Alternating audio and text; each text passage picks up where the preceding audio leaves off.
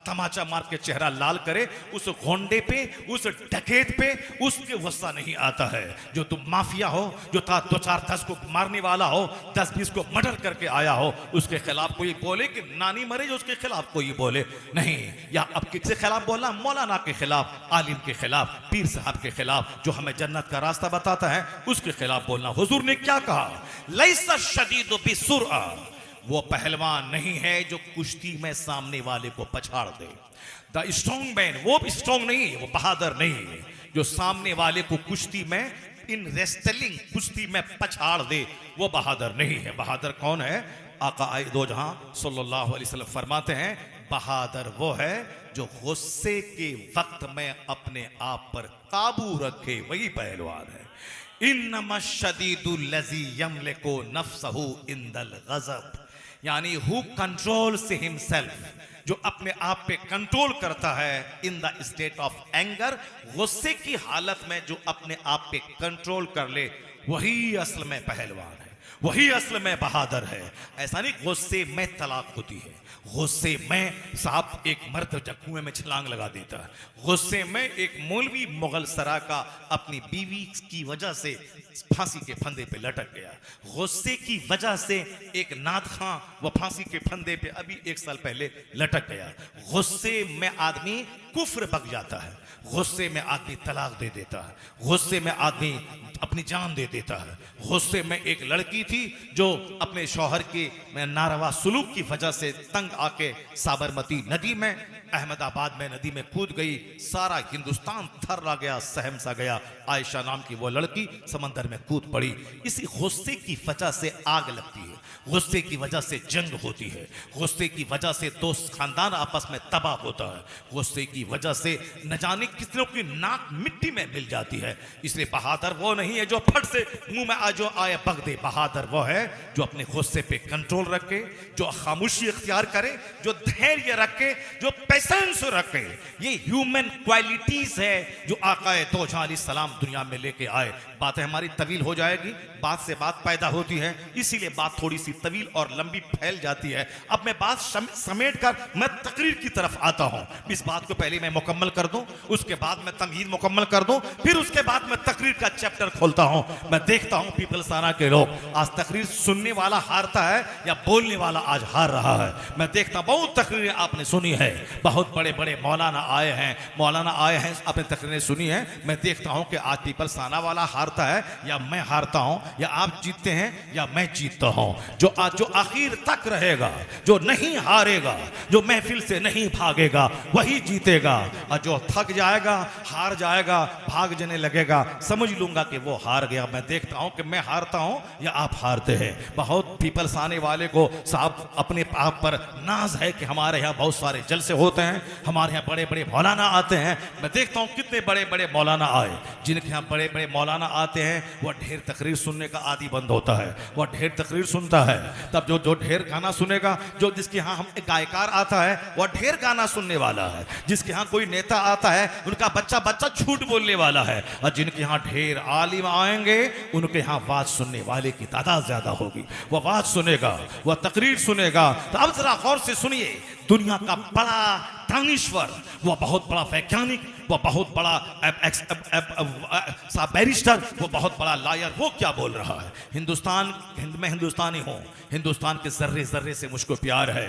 मैं अक्सर तकरीरों में मैं ये कहता हूँ कि वह लोग जो अमेरिका यूरोप से घूम के आने के बाद अमेरिका यूरोप की तारीफ करते हैं और हिंदुस्तान अपने मुल्क को नीचा दिखलाते हैं, वह लोग देश के तई पक्के वफादार नहीं हैं। पक्के वफादार तो हम लोग हैं कि अमेरिका यूरोप फ्रांस से घूमने के बाद जब इंडिया आते हैं, ये नहीं बोलते हैं कि अमेरिका का व्हाइट हाउस बहुत अच्छा है, बल्कि हम ये बोलते हैं अमेरिका से अच्छा हिंदुस्तान हमारा, चाइना से अच्छा हिंदुस्तान हमारा, जापान से अच्छा हिंदुस्तान हमारा। हम गए दुबई, वहां 10-12 तकरीरें हमने की, वहां से आने के बाद मैंने कहा दुबई से अच्छा हिंदुस्तान हमारा। मैं गया पाकिस्तान, वहां मैंने तकरीर की सियालकोट लाहौर में, जब वहां से लौट गया तो मैं बोला लाहौर से अच्छा हिंदुस्तान हिंदुस्तान हमारा, पाकिस्तान से अच्छा हिंदुस्तान हमारा। मैं नेपाल गया, वहां से लौट के बोला नेपाल की राजधानी काठमांडू क्या है, नेपाल से अच्छा हिंदुस्तान हमारा। मैं बांग्लादेश के सरहद पे गया, बांग्लादेश से अच्छा हिंदुस्तान हमारा का हिंदुस्तान हमारा। कुवैत पे मैंने लैंडिंग की, कुवैत से अच्छा हिंदुस्तान हमारा। तो साहब मैं कहना चाहता हूं, ये हम लोग हैं कि जो दुनिया के ममालिक से कहते हैं अमेरिका से अच्छा हिंदुस्तान हमारा, यानी इन सारे जहां से अच्छा हिंदुस्तान हमारा। हम बुलबुलें हैं इसकी, ये गुलसितां हमारा, ये हमारा चमन है, ये हमारा गुलशन है। मगर अगर हमने ये बात कही है कि माइक्रोफोन देने वाला वो, हवाई जहाज देने वाला वो, कंप्यूटर देने वाला वो, मोबाइल देने वाला वो, हम लोग सिर्फ कंप्यूटर पे नाचने वाले, मोबाइल पे नाचने वाले, और साहब अपने घर में कम मोबाइल का गलत इस्तेमाल करने वाले। बस बनाया किसने, उस पर तवज्जो नहीं है। लेकिन जिस दिन उस पर तवज्जो चली जाएगी, हम पंक्चुअल हो जाएंगे, हम वक्त के पाबंद हो जाएंगे, हम अपने बच्चों को जमीन बेच के आला तालीम दिलाने की कसम खा लेंगे। नहीं, जब अमेरिका के लोग अब साइंसदान बन सकते हैं, मेरा बेटा भी साइंसदान बनेगा, मेरा बेटा भी मरने के बाद दुनिया वालों के लिए कुछ छोड़ के मरेगा। जैसे अमेरिका का तो भाई मर गया, लेकिन आज करोड़ों आदमी उसके बनाए हुए हवाई जहाज पे चल रहा है और उनका नाम हो रहा है। इसलिए मेरा बेटा कोई अजूबा चीज दुनिया को देगा, ये दिमाग जलाएगा, हाई एजुकेशन हासिल करेगा, पढ़ेगा लिखेगा, आला IAS ऑफिसर बनेगा, वो भी अजूबा कारनामा अंजाम देगा, कौम के लिए, मिल्लत के लिए, मुल्क के लिए भला करेगा। तो ये हिंदुस्तानी की फिक्र ये कहां से आएगी? इनको तो अपने बेटों को डकैत बनाना है, बेटों को चोर बनाना है, बेटों को गुटखाखोर बनाना है। बेटों को शुरू से बचपन से निगरानी कीजिए, उनको आला तालीम दीजिए, उनकी घुट्टी में इस्लाम पिला दीजिए, ताकि DM और साइंटिस्ट बनने के बाद वो काफिर ना हो जाए, बल्कि जिस दफ्तर में बैठे वो DM बाद में रहे, मुसलमान पहले रहे, मुस्तफा का गुलाम पहले रहे, ताकि उसका अपना ईमान भी बचा रहे, और जो उनके संपर्क में आए उन तक वो मुस्तफा का पैगाम पहुंचाने की कोशिश करे। पहले उसको मेहनत करनी पड़ेगी, बच्चों पे मेहनत करनी होगी। एक जिस तरह आम का पौधा लगाते हैं, उसको बकरी से बचाते हैं, उसको जानवरों से बचाते हैं,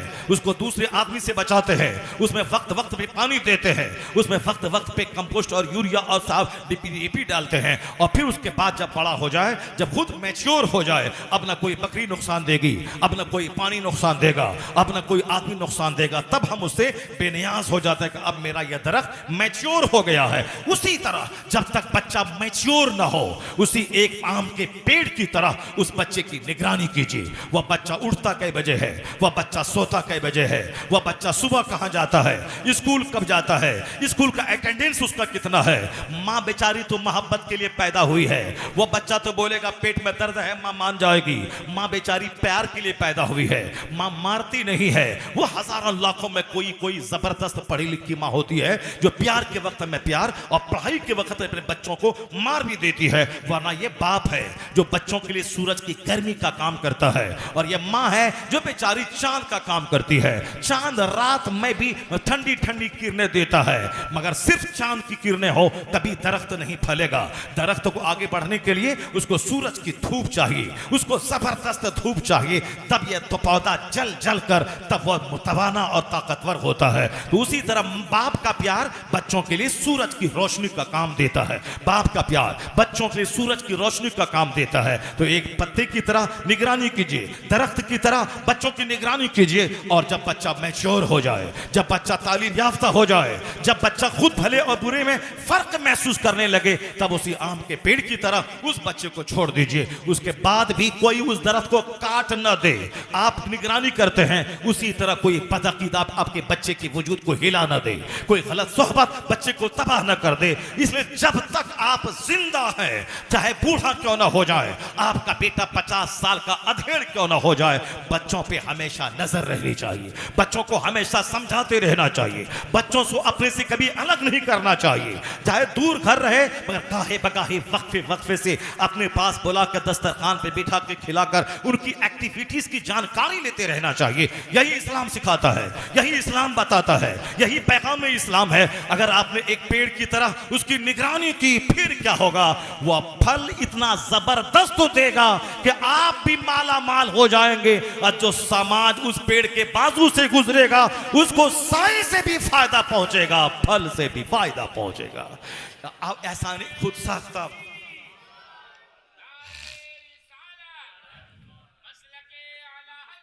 इस्लाम ये सिखाता है, ये बच्चा जो आपके सामने है इसको आवारा छोड़े कल ये आपकी छाती पे बैठ के मारेगा।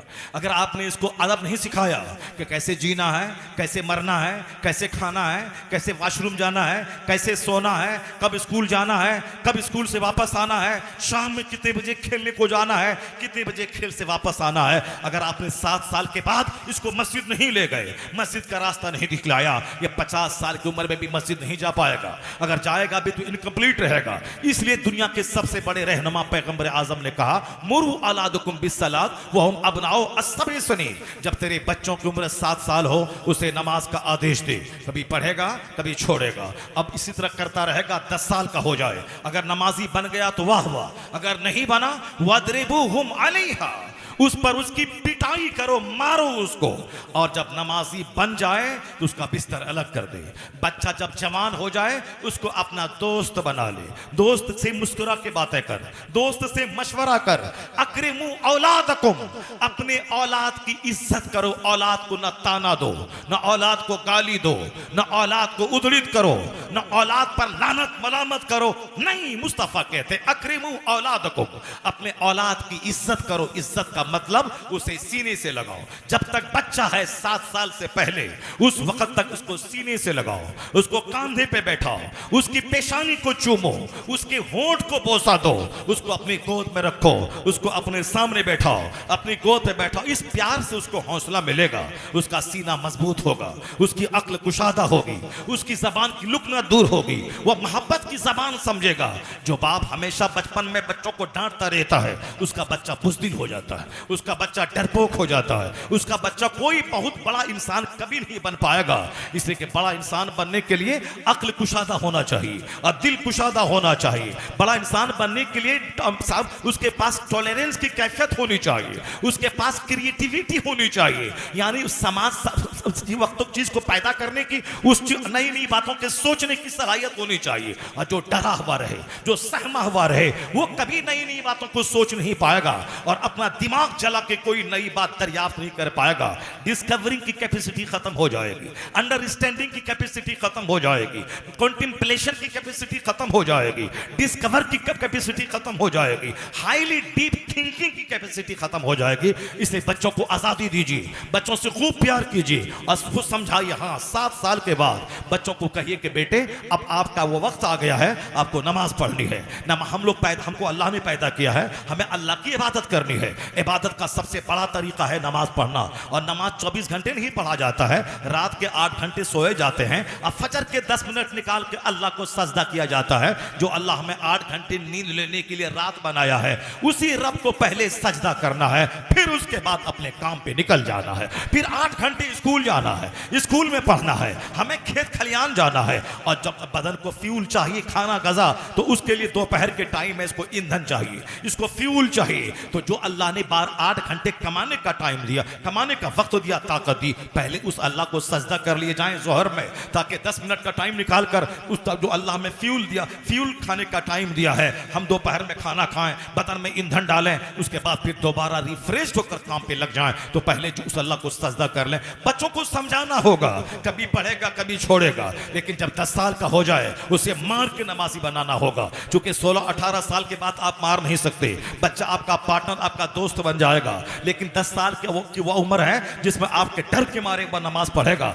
अभी डर से पढ़ेगा, मार के डर से पढ़ेगा, फिर बाद में खुद ब खुद वह नमाज की फजीलतें जानने के बाद वह शौक से नमाज पढ़ेगा। लेकिन बच्चे को पहले मार के नमाजी बना देना है। जमीन देना फर्ज नहीं है, उसके लिए मारे मारे हम फिर रहे हैं कि बच्चा 4 है, उसको 4 किताब मकान बना के देना है। जबकि क़यामत के दिन सवाल नहीं होगा कि तुमने अपने बच्चों को मकान बना के क्यों नहीं दिया। क़यामत के दिन सवाल नहीं होगा तुमने अपने बच्चों को जमीन खरीद के क्यों नहीं दी। अल्लाह की कसम ये सवाल नहीं होगा, न कहीं कुरान में है न कहीं हदीस में है कि तुम बच्चों को मकान बना के दिया ही करो, जमीन खरीद को दो ही नहीं। अगर जमीन है मेरे पास, मेरे मरने के बाद बच्चों की जमीन होगी। अगर हमको अल्लाह ने मकान दिया है, मेरे मरने के बाद वो मकान बच्चों का होगा। हम वसीयत करें चाहे नहीं करें, मरने के बाद वह माल बच्चों का हो जाता है, बच्चों का होगा। मगर यह जरूरी नहीं है। अगर मैं किराए के घर में रहा, अपना घर कोई नहीं बनाया, तो हम पर कोई क़यामत के दिन पूछना होगी कि तुमने मकान बना के बच्चों को क्यों नहीं दिया। हाँ, अलबत्ता अगर हमने पैसे को शराब में लगाया, पैसे से हमने कोई खेल तमाशे में लगाया, पैसे से हमने ज़िनाकारी की, पैसे से हमने दुनिया का काम किया और बच्चों को हमने दूसरों का मोहताज और जलील रखा, तब सवाल होगा कि तुमने इस माल का गलत इस्तेमाल तुमने क्यों किया, तुमने अपने बच्चों को कंगाल क्यों छोड़ा, तुमने इस पैसे से तुमने शराब क्यों पिया, तुमने इस पैसे से गलत काम तुमने क्यों किए, तुमने अपने बच्चों का हक क्यों मारा, तुमने इस अपने पैसे अपनी जमीन को स्कूल में क्यों दिया, तुमने खेल के मैदान में क्यों दिया, अपने बच्चों के लिए क्यों नहीं छोड़ा, स्कूल में दिया बच्चों को नहीं दिया, तुमने प्लेग्राउंड के लिए दिया बच्चों को नहीं दिया। यह सवाल होगा कि तुमने बच्चों को कंगाल क्यों छोड़ा और तुमने सारा माल खैरात क्यों किया। खैरात करने का भी एक लिमिट है। तुम्हें हमारे पास अगर 100 एकड़ जमीन है तो उसमें 50% खैरात कर दो, बाकी 50% बच्चों के लिए रखो, उसमें भी 10% खैरात करो, 90% बच्चों के लिए रखो, ताकि तेरे मरने के बाद तेरे बच्चे दूसरों के सामने हाथ ना फैलाएं। ये जमींदारों के लिए है, लेकिन जिसने कमाया मगर उसके पास दौलत नहीं बची, मकान नहीं रहा, जमीन नहीं रही, तो उस पर कोई सवाल नहीं होगा कि तुमने अपने बच्चों को मकान दुकान क्यों नहीं दिया। अलबत्ता यह सवाल होगा तुमने बच्चों को नमाज क्यों नहीं पढ़ाया, तुमने बच्चों को दीन क्यों नहीं सिखाया, तुमने अपने बच्चों को नमाज पढ़ने का आदेश क्यों नहीं दिया। यह सवाल होगा। जो सवाल होगा उसका कोई जवाब नहीं है मेरे पास, लेकिन जो सवाल नहीं होगा उसके लिए मारे मारे फिर के मकान बना के देना है। सऊदी अरब में ऊंट चरा के 2-4-5 साल बकरी चरा के अपने वतन से बेवतन होके अपने बीवी बच्चों को ठग करके वहां रह के साहब 1 कट्ठा जमीन खरीद करके और अपने बच्चे को छोड़ के मर जाना है, अपनी आखिरत भी तबाह करना है और बच्चों को भी लड़ने झगड़ने और मारपीट ठाड़ करने के लिए 5 बच्चे हैं, छोटी सी जमीन है, लड़ने झगड़ने के लिए छोटा सा माल छोड़ के चला जाना है। अपने बच्चों को दीन सिखाएं, अपने बच्चों को बताएं मुस्तफा ने क्या कहा है। और दीन न सिखाने की वजह से आज अमेरिका के बच्चे जब शराबी पापी अय्याश बने, माँ बाप को मारने लगे, अब वहां की गवर्नमेंट कहती है कि बच्चों को फिजिक्स के पहले उसको आप साहब मॉरल एजुकेशन दीजिए, अखलाकी तालीम दीजिए, अखलाकी तालीम को सिलेबस में दाखिल कर दीजिए। माँ बाप से कैसे सलूक करना है ये बताइए। हिंदुस्तान के जब बच्चे आवारा होने लगे, अब गवर्नमेंट को ख्याल आया है नैतिक शिक्षा दीजिए, अखलाकी तालीम मॉरल एजुकेशन बच्चों को दीजिए। मैं कहता हूं एक कौम में मुस्लिम जहां आज तबाही का तमाशा देखने के बाद लोगों को बच्चों के अखलाक का ख्याल आया है, नैतिक शिक्षा का ख्याल आया है, वहीं मेरे पैगंबर आजम ने बच्चों के बारे में 1500 साल पहले सूरज की रोशनी से ज्यादा उज्जवल पैगाम दिया है। आका ने फरमाया मा नहला वालिदुन वलदहु मिन नुहलिन अफसला मिन अदबिन हसन। इस हदीस पाक को 1000 बार पढ़ो। अमेरिका के लोग आज कहते हैं बच्चों को नैतिक शिक्षा दीजिए, हिंदुस्तान के लोग आज कहते हैं बच्चों को बर्बादी से बचाने के लिए इसको मॉरल एजुकेशन दीजिए। चाइना जापान के बच्चे जब बर्बाद होने लगे तब वहां के दानिश्वरों को ख्याल आया कि बाप होने का फर्ज अदा करते हुए अपने बच्चों को नैतिक शिक्षा दीजिए, स्कूल का अच्छा टीचर होने के नाते बच्चों को मॉरल एजुकेशन दीजिए। देख 50 बार गौर से इसको पढ़, इस हदीस पाक को। जो रामगिरी मुस्तफा पे उंगली उठाता है बदतमीज, मेरे मुस्तफा इस आदर्श को पढ़, अमेरिका का दानिश्वर इस आदर्श को पढ़। और जो खबीस मरदूद मेरे पैगंबर को गाली देता है वह जान ले कि हमारा 1 लाख मौलवी में से कोई मौलवी न तुम्हारे सीता की लाइफ को खंगालता है। कौन भगा के ले गया, कौन श्रीलंका ले गया, हमको कभी नहीं बोलते, ना उससे कोई बहस है। हमको कोई मतलब नहीं कितने 300 रानी थी, 300 बीवियां थी किसकी, और किसको किस बीवी से क्या कौन बच्चा पैदा हुआ, हमें उससे कोई बहस नहीं है। हमें पर्सनल लाइफ को खंगालने का टाइम नहीं है।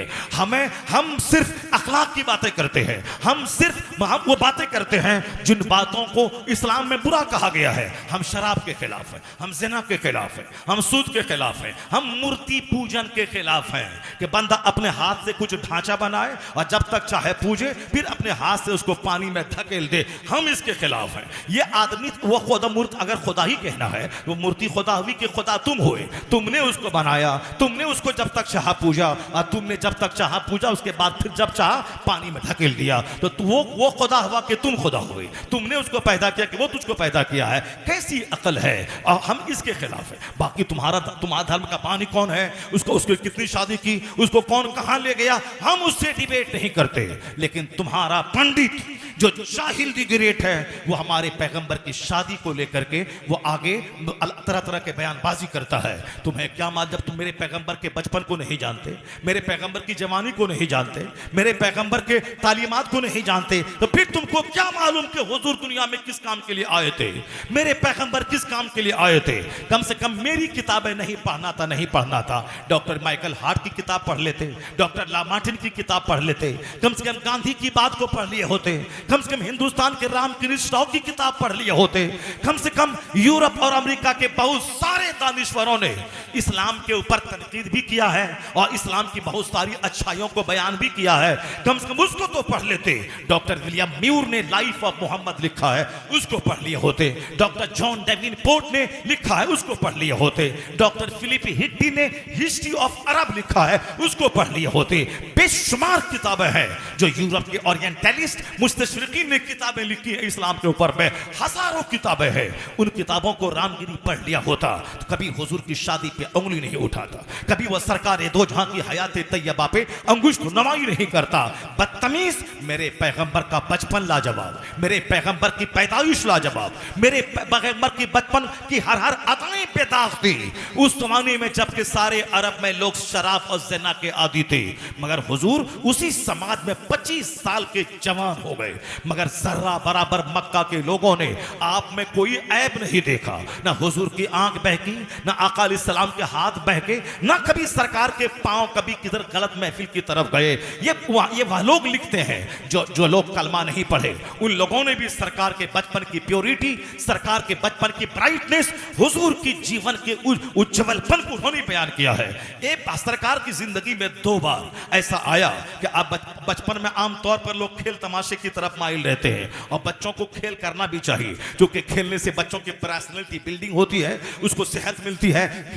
खेलने से बच्चों की हड्डी मजबूत होती है, बच्चों को जमीन पे दौड़ना, जमीन पे गिरना, गिरते पड़ते रहना, ये उसकी बॉडी के लिए बेहतर है। इसे बच्चों को खेल से मना न किया जाए। लेकिन जो एक्स्ट्रा ऑर्डिनरी पर्सनैलिटी का मालिक है, यानी जो अल्लाह रब्बुल इज्जत की तरफ से सारी दुनिया को सब हिदायत देने के लिए आए हैं, उसको खेल तमाशे से कोई मतलब न था। सरकार आम बच्चों के साथ कभी न खेले, ना उनके साथ कभी आपने कोई बचपन का कोई खेल खेला। अलबत्ता 2 बार आका फरमाते हैं कि 2 बार मुझको ख्याल आया, क्योंकि हमारे साथ के जो बच्चे थे वो बच्चे कहते थे कि शहर में कहानी कहने वाले लोग आते हैं साल में कभी, चलो मोहम्मद वहां उसकी कहानी जाके सुनते हैं। आका खुद फरमाते हैं कि अलबत्ता 2 बार मुझको ऐसा लगा कि जब हमारे दोस्तों ने जिद किया, यानी बचपन के दोस्त खेलते थे, मगर सरकार उनके साथ में कभी मस्तियां नहीं करते थे। आका अलैहिस्सलाम जब थोड़ी सी आपकी उम्र हुई, जनाब कबीले बनु साद में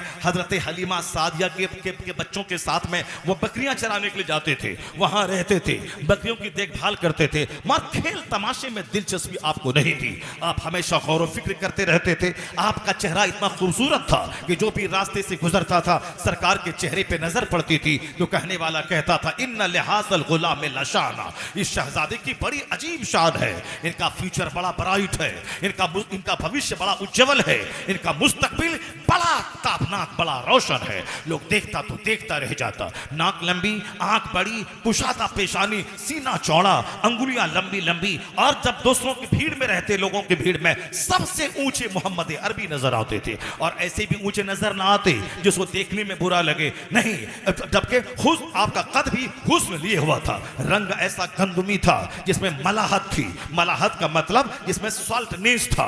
एक होता हुस्न सुबूही, यानी वाइट ब्यूटी, जिसका रंग बिल्कुल दूधिया होता है, वो उसमें थोड़ी सी दूधियापन की वजह से उसमें थोड़ी सी कबाहत भी होती है। लेकिन जो मलाहत होती है उसमें सॉल्टनेस होता है, उसमें अट्रैक्शन होता है, उसमें कशिश होती है। तो जनाब यूसुफ अलैहिस्सलाम का जो हुस्न था वह हुस्न सुबूही था, यानी वाइट ब्यूटी थी। दुनिया का एक बड़ा हुस्न का हिस्सा उनको मिला था। हालांकि वह हुस्न सुबूही थी, मगर कोई डिमेरिट नहीं, कोई ऐब नहीं, कहीं से कोई डिफेक्ट नहीं था, मगर हुजूर का जो हुस्न था वह हुस्न यूसुफ से भी ज्यादा हसीन हुस्न था, यानी जिसमें मलाहत थी। आला हजरत की जबान में हुस्न खाता है जिसके नमक की कसम है वह मलीह दिल आरा हमारा नबी, यानी मुस्तफ़ा हुस्न जिसके नमक की कसम खाता हो वह मला हुजूर का हुस्न मलाहत लिए हुआ था, नमकीनी लिए हुआ था, यानी गंदमी रंग मुस्तफ़ा का था। और बचपन में ऐसा लाजवाब पैदाइश आपकी थी कि आपकी माँ कहती मेरा बच्चा जब पैदा हुआ ऐसा नूर चमका कि मैं मक्के में रहकर मुल्के शाम के महल को यहां से देख लिया। ये बताएं जो सारी दुनिया में पैगंबर इनकलाब बन के आए थे, सारी दुनिया को जहालत के अंधेरे से निकालने आए थे, दुनिया में अदल और इंसाफ का उजाला फैलाने आए थे, हर घर में हर शिक्षा का दीपक जलाने आए थे, मानवता का पाठ पढ़ाने आए थे, इंसानियत को गुलामी की जंजीर से आजादी दिलाने आए थे। अब इस पैगंबर के बाद कोई नबी नहीं आएगा, कयामत तक के आखिरी पैगंबर है ये। 1400 साल पहले के लिए भी लाजवाब है और 1400 साल बाद वालों के लिए भी लाजवाब है। और कयामत तक जब भी इल्म चाहे चरम सीमा पे पहुंच जाए, साइंस आलम शबाब में आ जाए, उस जमाने में भी जो मुस्तफा का पैगाम है वह पैगाम जदीद हुस्न लिए हुए रहेगा। जो 2000 साल पहले उसका महत्व था वही महत्व 4000 साल के बाद भी रहेगा, क्योंकि हुजूर आखिरी पैगंबर बन के आए हैं। जैसे आज सारे लोग शिक्षा करते हैं, हुजूर ने 1400 साल पहले जो बात कह दी वही बातें आज सारे लोग अपनी जबान पे रट रहे हैं। अमीर पढ़ेंगे, गरीब पढ़ेंगे, औरत पढ़ेगी, मर्द पढ़ेंगे, देहाती पढ़ेंगे, शहरी पढ़ेंगे, अमरीकी पढ़ेगा, हिंदुस्तानी पढ़ेगा। ये जो नारा है कि सारे लोग पढ़ेंगे, ये नारा आज दे रहा लग जैसे हिंदुस्तान आज जवान हुआ हो, अमेरिका आज जवान हुआ हो, चाइना आज जवान हुआ हो। मगर तुम्हें मालूम है आज पढ़ेंगे, औरतें पढ़ेंगी, नारी पढ़ेंगी, हाँ नारी पढ़ेंगी, नारी पढ़ेंगी या नारी पढ़ेंगी पढ़ेंगी, मगर नारी आजाद ना रहेंगी, नारी ज़िना का पैगाम ना फैलाएंगी, नारी मर्दों की सरहद पे बैठ के हुकूमत ना करेंगी, और नारी छुटी हुई गाय की तरह छुटी ना फिरेंगी कि समाज का हर घर ज़िनाकारी में लथपथ हो जाए। नारी कंट्रोल में रहेंगी, नारी को सुरक्षा चाहिए, नारी ट्रैफिक पुलिस बनकर मुरादाबाद के चौराहे पे रात में खड़ी नहीं रहेंगी, वरना एक दिन रात में खड़ी रहे और दूसरे दिन उसकी सारी हालत खराब हो जाएगी।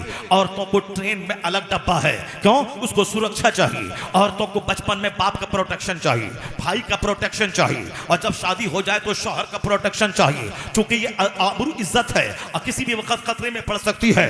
अगर ये प्रधानमंत्री भी रहे फिर भी उसको प्रोटेक्शन चाहिए, वरना प्रधानमंत्री अकेली निकल जाए सड़कों पे तो 50 छोकरे सारी हालत खराब कर देंगे उसके। औरत है ही इस काम के लिए पैदा हुई है कि औरतों को सुरक्षा चाहिए। जो खुद सुरक्षा के लिए मोहताज है वह दूसरों को क्या सुरक्षा देगी, दूसरों को क्या प्रोटेक्शन देगी?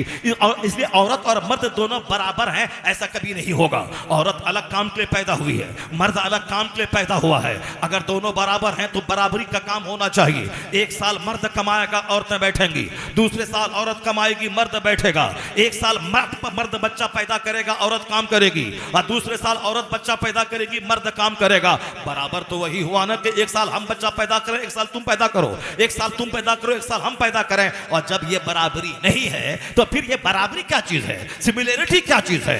मर्द के चेहरे पे दाढ़ी है, औरत के चेहरे पे दाढ़ी नहीं है। क्यों? इसलिए कि औरतों का चेहरा कोमल है, वह मर्द के लिए पुरकशिश बनी रहेगी। तब एक काली कलौटी औरत अपने शौहर के लिए रानी बन के रहती है।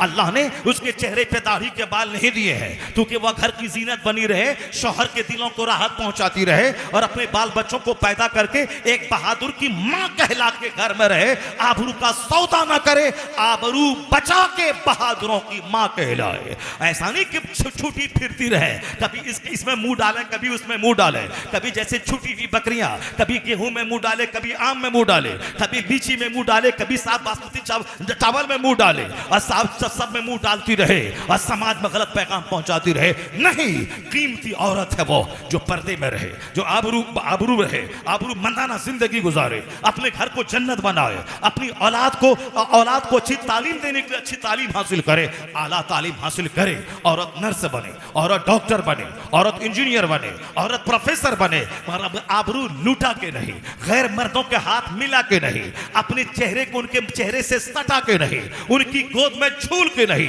अपनी आबरू बचा के। जहां तक सवाल रहा बराबरी का, कलकत्ता के मेडिकल कॉलेज का प्रिंसिपल एक लेडी डॉक्टर के साथ जो रेप किया उसको ज़बह कर दिया। ये बताइए कि कोई जाहिल था, कोई हल जोतने वाला था, पर उसके साथ बलात्कार और कत्ल करने वाला, वो भी हाई क्वालिटी का प्रिंसिपल, यानी एक बड़े मेडिकल कॉलेज का प्रिंसिपल है। और जो जिसके साथ जो विक्टिम थी, वह विक्टिम भी आम औरत नहीं थी, वह विक्टिम लेडी डॉक्टर थी, एमबीबीएस मुकम्मल हो चुका था, अब वह एमडी करने वाली थी। पता यह चला कि चाहे 1000 कोई प्रिंसिपल बन जाए, चाहे 1000 कोई लेडी डॉक्टर रहे, मगर पर्दा जरूरी है, पर्दा जरूरी है।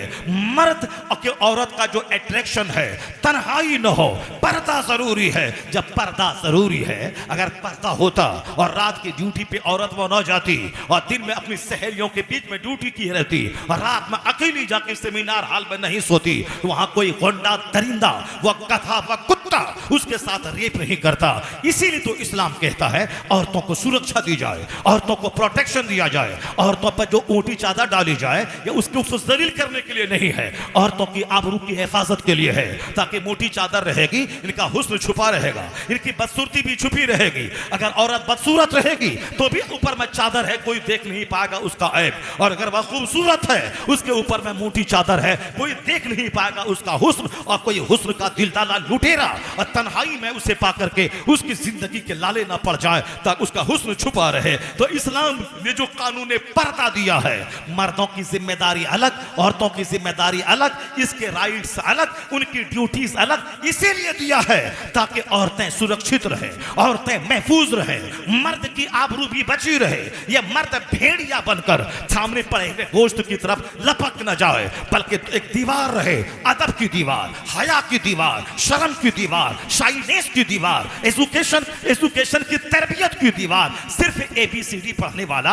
वो आला काम नहीं कर पाएगा, सिर्फ A+ भी पढ़ने वाला वो बड़ा काम नहीं कर पाएगा। ABCD पढ़ना कमाल नहीं है, बल्कि हया सीखना कमाल है, अदब सीखना कमाल है, डिसिप्लिन सीखना कमाल है, डिसिप्लिन सीखना कमाल है। इसलिए आज ज़िनाकारी को रोकने के लिए सारी मिशनरी फेल हो गई है। अमेरिका भी फेल है, इंडिया भी फेल है, चाइना जापान भी फेल है, गवर्नमेंट फेल है, पुलिस फेल है, कचहरी फेल है, कोर्ट फेल है, एडवोकेट फेल है, जज फेल है। जब सब फेल्योर हो गए तो एक कानून है मुस्तफा का, वह कानून पर्दा। उस पर्दा का कानून नाफिज कर दे। दावे के साथ कहता हूं 80% रेप घटेगा, औरतों को सुरक्षा मिल जाएगी, औरतों को सुरक्षा मिल जाएगी। यह है कानून पर्दा, यह है पैगंबर आजम अलैहिस्सलाम की तालीमात का महसल। अब जरा गौर से सुनिए, पढ़िए पढ़िए पढ़िए, यह कमाल नहीं है, बल्कि कौन सी तालीम हासिल कीजिए, कौन सा एजुकेशन हासिल कीजिए। हुजूर ने इस हदीस में 1 करोड़ की बात कह दी है, इसको 50 बार पढ़िए, अपने घर की दीवारों में लिख के रखिए और अपने दोस्तों को बताइए कि आज जब तबाही का तमाशा देखा कि बच्चे ड्रग्स इस्तेमाल कर रहे हैं, स्कूल हाई स्कूल में बच्चे गन के जरिए अपने क्लासमेट, अपने क्लास के साथी को मार रहे हैं, यहां तक कि वही आंधी चली अमेरिका और यूरोप से बेअदबी की आंधी, उसी आंधी की जद में अभी इंडिया का एक हाफिज कुरान आ गया, जिसको एक तालिब इल्म ने उसकी गर्दन पे कुल्हाड़ा चला के उसको जख्मी कर दिया। अब पता नहीं उसकी मौत हुई कि क्या हुई, कोई कसूर नहीं था, कसूर सिर्फ इतना था कि उसको डांटा था कि तुम सबक क्यों नहीं पीते हो, तो क्यों नहीं पढ़ते हो, तुम बीड़ी क्यों पीते हो, तुम बीड़ी क्यों पीते हो। उसी पे उस्ताद ने डांटा, 2 बार 3 बार डांटा, नहीं माना तो इंतजामिया से शिकायत की, इंतजामिया ने उनको समझाया। उसके बाद वो घर गया, वहां से दोपहर के वक्त में आया और अपने उस्ताद की गर्दन पे साहब वो हंसवा चला के उसके गले को रेत डाला। ये बेअदबी की आंधी अमेरिका से चली है, यूरोप से चली है। वहां के स्कूल में गन चलाना, वहां के स्कूल में साहब अपने बच्चों की छुराबाजी करना, ये मशहूर है। तो अब जब बच्चे बर्बाद होने लगे तो अब पहले कहते थे पढ़िए पढ़िए पढ़िए पढ़िए, सिर्फ पढ़िए पढ़िए, कमाइए खाइए, पढ़िए कमाइए खाइए। अब जब डॉक्टर को देखा पढ़ने के बाद गरीबों की जमीन बेचवा के नॉर्मल डिलीवरी को सीजरिंग करवा रहा है, अब लोग परेशान हो गए कि साहब ये पढ़ा लिखा डॉक्टर एक गरीब की जमीन बेचवा के नॉर्मल डिलीवरी को सीजरिंग करवा रहा है, औरतों की सेहत से खेल रहा है, बच्चों की जिंदगी से खिलवाड़ कर रहा है। चूंकि डॉक्टर की सीने में ख्वाहिश है कमाने कमाने की। चूंकि बाप ने पढ़ाया है मेरा बेटा पढ़ेगा लिखेगा डॉक्टर बनेगा, अब वह डॉक्टर को चाहिए 1 करोड़ का बंगला। वह बंगला कहां से बनाएगा? लोन लेके बनाया है, हर महीने लोन भी चुकाना है, कार का लोन भी चुकाना है, अब बच्चों को अमेरिका पढ़ाने के लिए उसका लोन भी लेना है, यानी सब कुछ लोन पे, कार लोन पे, बंगला लोन पे, और जो महीने में कमाता है वह सब लोन में चला गया। अब ये हाथ सुखा के बैठा है, कहां से किससे कर्जा ले? यानी डॉक्टर भी है, सर्जन भी है और कर्ज में डूबे हुए हैं। कोई है जो अपनी डिस्पेंसरी में 50 करोड़ रुपए दबाए हुए हैं, उसी गरीबों की दौलत को जमीन बेचवा के, उसको झूठ बोल के, शरीरों का लिबास पहनकर, गरीबों को ठग करके, नॉर्मल डिलीवरी जो 5 रुपए की दवाई से हो सकती थी, उसको 50,000 रुपए ऐंठ लिया कि नहीं ये तुम्हारी बीवी मर जाएगी और तुम्हारा बच्चा भी मर जाएगा। लोग कहते हैं डॉक्टर की सूरत में दलाल है, ये दलाल इंसान नहीं कसाई है, ये काटता है, जबह करता है गरीबों को। और साहब इंजीनियर बन गए, रिश्वत लेकर पुल नहीं भी बना, कह दिया कहां पुल बन गया, सड़क नहीं बनी, लिख दिया हां सड़क बन गई, साहब माल दिया है कमजोर, लिख दिया हां साहब एसीसी और अल्ट्राटेक का सीमेंट इस्तेमाल हुआ है, यानी सीमेंट बिल्कुल चौपट क्वालिटी का इस्तेमाल हुआ है, मगर कॉन्ट्रैक्ट ठेकेदार से पैसा लिया, लिख दिया, अब एनओसी मिल गया, नो ऑब्जेक्शन सर्टिफिकेट उसको मिल गया। यानी ये साहब इंजीनियर की सूरत में दलाल, डॉक्टर की सूरत में दलाल। अच्छे लोगों की बात मैं नहीं करता, जो लोग दलाल हैं, जो लोग शरारत करते हैं, जो लोग 2-4 दलालों को रास्ते में ब्रोकर को छोड़े हुए हैं और क्लाइंट को पकड़ के लाता है, एक दवाई लिखनी थी तो 10 दवाई लिख देना है, कोई दवाई तो काम आएगी। आज लोग कहने लगे डॉक्टर की सूरत में कसाई है ये साहब, ये इंजीनियर की सूरत में ये समाज विरोधी तत्व है, ये समाज का एक गंदा एलिमेंट है। पढ़िए लिखिए कमाइए खाइए, तब तो कमाने वाला डॉक्टर पैदा हो गया। अब बाप का बोला था मेरा बेटा पढ़ेगा लिखेगा समाज की सेवा करेगा, मेरा बेटा पढ़ेगा लिखेगा समाज में योगदान देगा, मेरा बेटा पढ़ेगा लिखेगा मानवता की सेवा करेगा, मेरा बेटा पढ़ेगा लिखेगा डिसिप्लिन बनेगा, सिविलाइज्ड बनेगा, गरीब रहेगा मगर समाज की सेवा करेगा, उत्तम व्यवहार से समाज वालों से सलूक करेगा, दूसरों का दर्द बांटेगा, गरीबों की सेवा करेगा। ये बाप का बोला था, बाप बोला था डॉक्टर बनेगा कमाएगा खाएगा, अब वो कमा खा रहा है, अब वो चाहे कसाई बन के कमाए कि डकैत बन के कमाए, चोर बन के कमाए। जितने भी हिंदुस्तान को लूटा है, जितने बड़े बड़े घोटाले हैं, वो सारे घोटालेबाज, कोई ऑक्सफोर्ड से पढ़ के आया, कोई कैम्ब्रिज से पढ़ के आया, कोई पटना यूनिवर्सिटी से पढ़ के आया, कोई जेएनयू से पढ़ के आया, ये सारी बड़ी बड़ी यूनिवर्सिटीज के पढ़े हुए लोग उन्होंने घोटाला किया, ताबूत घोटाला, यूरिया घोटाला, चीनी घोटाला, रेफेल घोटाला, न जाने कितने कितने घोटाले। कोई उत्तर प्रदेश का हल जोतने वाला ये घोटाला किया, कोई साहब पीपलसाना का कोई देहाती ये घोटाला किया, नहीं, ये सब पढ़े लिखे लोग हैं, ऑक्सफोर्ड से, कैम्ब्रिज से, जेएनयू से, एएमयू से, पीएमसीएच से, ये सारे लोग पढ़ लिख करके आए हैं। पढ़िए लिखिए घोटालाबाज बनिए, पढ़िए लिखिए चोर बनिए, पढ़िए लिखिए डकैत बनिए, पढ़िए लिखिए साहब कसाई बनिए, पढ़िए लिखिए और मोरबी के पुल को गिरा के हजारों को समंदर नदी में डुबाइए, यही पढ़िए लिखिए। इस इल्म की वकालत इस्लाम ने नहीं किया है, इस्लाम ने इस इल्म की वकालत नहीं की है। आज मुसलमानों का बच्चा भी सिर्फ पढ़ने लिखने में मस्त है, न नमाज है, न रोजा है, न जुमा है, न ईदैन है, न तिलावत है, न इबादत है, बस डॉक्टर बनना है, इंजीनियर बनना है, और इंजीनियर बन के किसी अहमदाबाद की लड़की से प्यार करके वहीं घर बसा लेना है। और ये बूढ़ा माँ बाप 10 बीघा जमीन बेच के पढ़ाया, ये 1 गिलास पानी के लिए तरस रहा है, क्या हुआ फायदा उस पढ़ाने और लिखाने से, वो उस पढ़ाई और लिखाई से क्या फायदा हुआ? अपनी बेटी को पढ़ने भेजा साहब भोपाल, अपनी बेटी को पढ़ने भेजा कोटा, वहां जाके किसी छुछंदर से प्यार हो गया और उसको लेके उसके साथ भाग गई, वो साहब मुसलमान थी, जन्नत जाने वाली थी, और किसी गैर मुस्लिम के साथ जाके अपनी जवानी लुटा दी, दुनिया भी आखिरत भी दोनों लुटा दी। अब दुनिया में तो 2-4-10 साल उसको पेड़ता है, उसके बाद ज़बह कर देता है। आज हजारों लड़कियां जिसको ज़बह कर दी गई, जिसको मार के नाली में घुसा दिया गया। नागपुर की मुसलमान की बेटी को जबलपुर का ढाबा वाला प्यार किया, शादी किया, उसको फिर से गला दबा के वहां के नहर में डाल दिया। बेशुमार लोगों की कहानी रोजाना आ रही है। ये उसके और पढ़ाइए लिखाइए, डॉक्टर बनाइए, इंजीनियर बनाइए, और अपनी बेटी को काफिरा बनने के लिए उसको उजाड़ छोड़ दीजिए। वह जहां चाहे जाए और जिससे चाहे प्यार करे, और दुनिया आखिरत दोनों तबाह हो जाए, नाक कटे आबरू लुटे। इसलिए मैंने कहा था ना, एक बाप की तरह जमीन मकान की परवाह नहीं, अपने बच्चे को एक दरख्त की तरह उसकी निगरानी कीजिए, उसको सींचिए, उस पर कड़ी नजर रखिए। तो इस्लाम ने कहा है पढ़िए।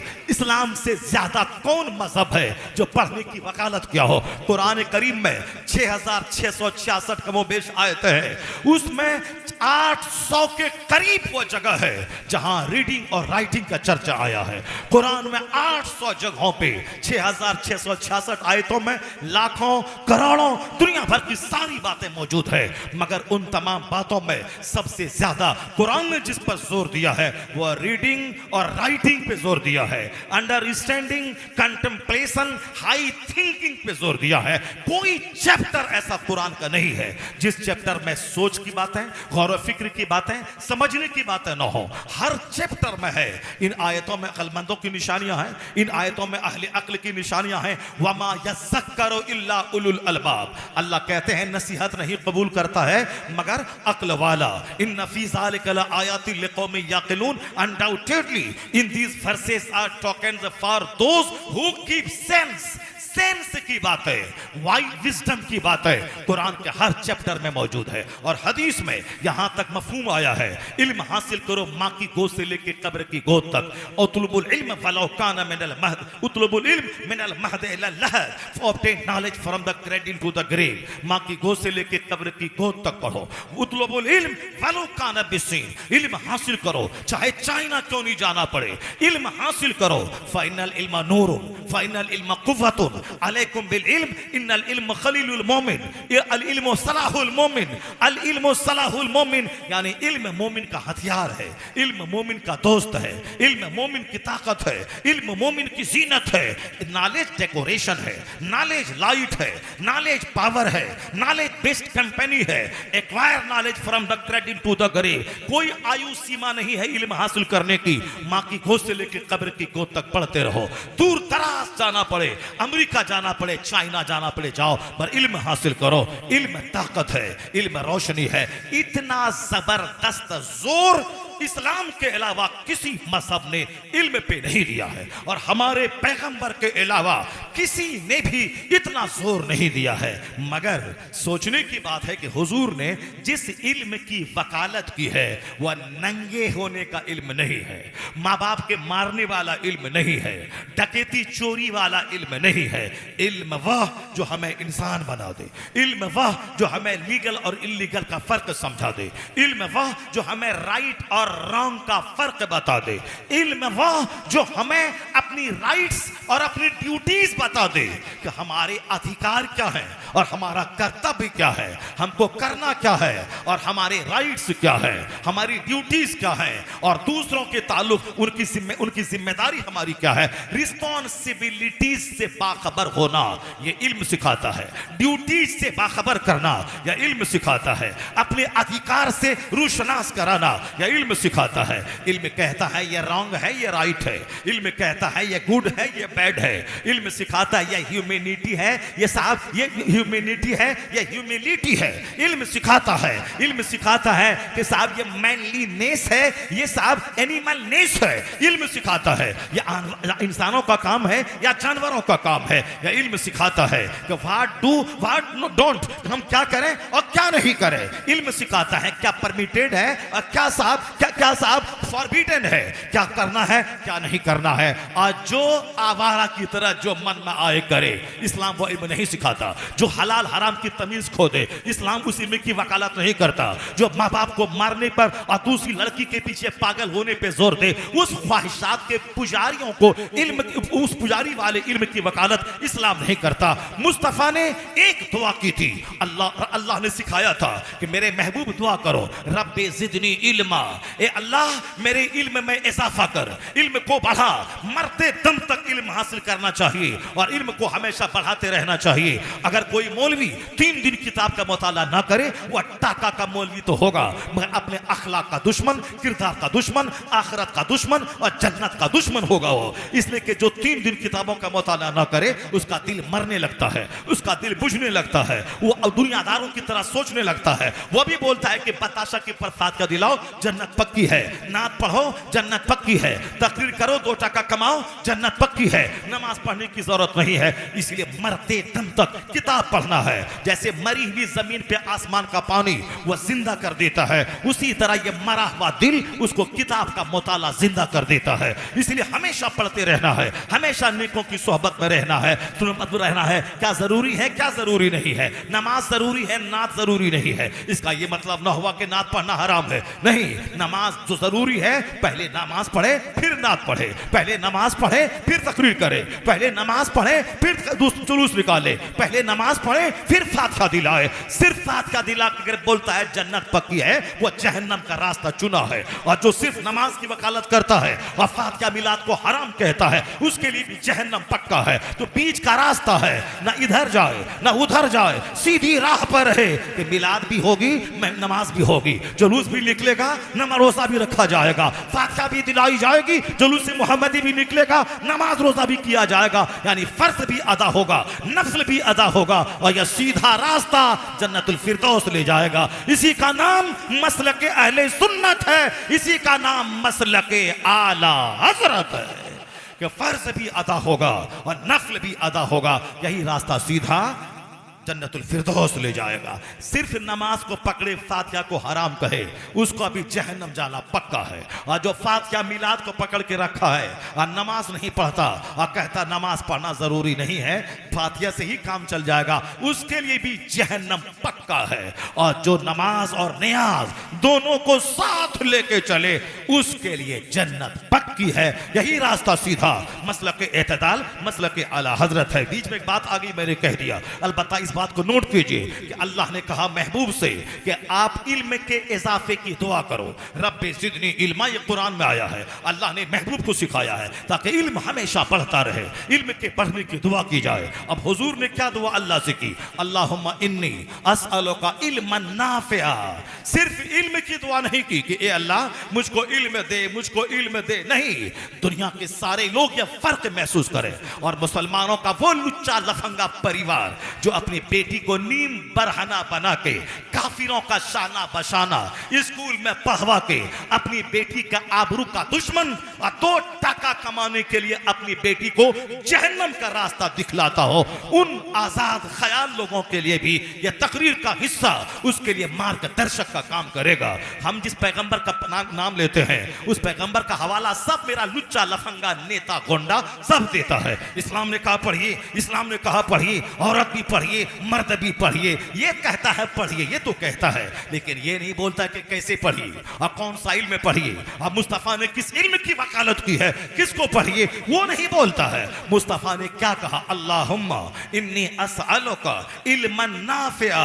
ए अल्लाह, मैं तुझसे इल्म नाफे का सवाल करता हूँ, वह इल्म जो नफा दे, वह इल्म जो प्रॉफिटेबल हो, नॉलेज प्रॉफिटेबल, यानी वह इल्म जो हमें नफा दे, उस इल्म का सवाल मैं करता हूँ। अब इल्म नफा का मतलब क्या? टका दे, मकान दे, दुकान दे, गाड़ी दे, नहीं। वो इल्म जो हमें इंसान बना दे, वो इल्म जो हमें अल्लाह का डर दे दे, वो इल्म हमें जो दुनिया से ज्यादा आखिरत की पहचान दे दे, वो इल्म जो हमें भले बुरे की तमीज सिखा दे, वो इल्म जो हमें राइट और रॉन्ग का फर्क बता दे, वो इल्म जो हमें खुदा और बंदे का फर्क बता दे कि खुदा कौन है, बंदा कौन है, खुदा का क्या काम है, बंदे का क्या काम है। यह दुनिया आज टेम्पररी है, आखिरत दायमी है। इल्म है वो जो हमें लीगल और इलीगल का फर्क समझा दे। क्या सूद हराम है, शराब हराम है, ज़िना हराम है, दूसरों का माल लेना हराम है, दूसरों की चप्पल चोरी करना हराम है। यह इल्म सिखाता है, फर्क बताता है, क्या करें क्या नहीं करें, क्या डूज क्या डोंट्स, ये इल्म सिखाता है। यही वजह है कि आज अमेरिका से लेकर हिंदुस्तान तक के सारे लोग इस पॉइंट पे मुत्तफिक हो गए हैं,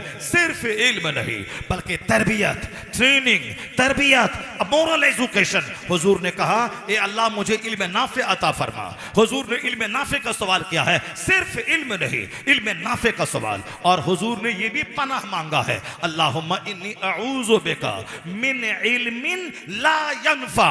हुजूर की दुआ सुनिए, हुजूर ने क्या कहा, ए अल्लाह मैं तुझसे उस इल्म से पनाह चाहता हूं जो इल्म हमें नफा न दे। अल्लाहुम्मा इन्नी अऊज़ु बिका मिन इल्मिन ला यनफा, यानी जो नॉन प्रॉफिटेबल नॉलेज है, जो इल्म हमें नफा न दे, उस इल्म से मैं तेरी पनाह चाहता हूं। जो इल्म मगरूर बना दे, जो इल्म दुनियादार बना दे, जो इल्म हराम खोर बना दे, जो इल्म जायज नाजायज का फर्क हटा दे, जो इल्म हमें दूसरों को जानवर समझने पर मजबूर करे, जो इल्म हमें माँ बाप को छोड़कर एक दूसरी लड़की के साथ भागने पर मजबूर करे, जो इल्म ज़िना के नाम पे प्यार के तहजीब को बढ़ावा दे दे, अब प्यार को ज़िना कहने पर मजबूर करे, यानी हमें आवारगी को तहजीब का नाम दे दे, अब बलात्कार को प्रेम का नाम दे दे, वो इल्म है क्या? जो कॉलेज में हो रहा है, जो यूनिवर्सिटी में हो रहा है, जो शेल्टर रूम में हो रहा है, जो साहब गर्ल्स हॉस्टल में हो रहा है, क्या ड्रामा हो रहा है। आदमी सोचता है कि मेरा दुनिया में इल्म बढ़ रहा है। हुजूर ने जिस इल्म का सवाल किया वह इल्म नाफे है, और हुजूर ने जिस इल्म से अल्लाह की पनाह मांगी वह इल्म ला यनफा, यानी इल्म गैर नाफे है। There are two kinds of knowledge, इल्म की दो किस्में हैं, और दो किस्में हैं, एक किस्म वह है जो प्रॉफिटेबल, एक किस्म वह है जो नॉन प्रॉफिटेबल हो।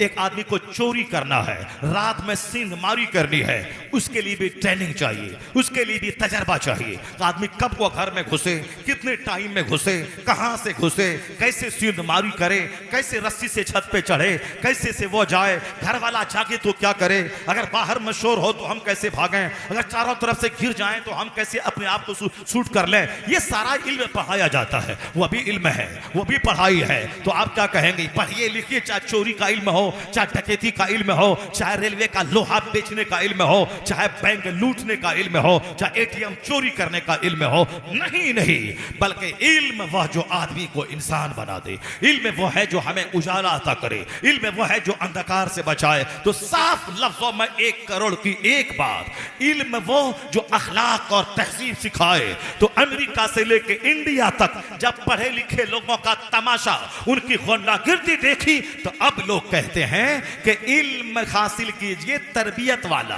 तरबियत कीजिए, उसको अखलाक सिखाइए, मोरल सिखाए। जिस पॉइंट पे तबाही का तमाशा देकर आज दुनिया आई है, कुर्बान मुस्तफा जाने रहमत पे, वह तरीका मुस्तफा ने 1400 साल पहले बताया है। इसलिए मानना पड़ेगा, न कोई डॉक्टर बना, न इंजीनियर बड़ा, न दानिश्वर बड़ा, आला हजरत की जबान में सबसे आला व औला हमारा नबी, सबसे बाला व वाला हमारा नबी।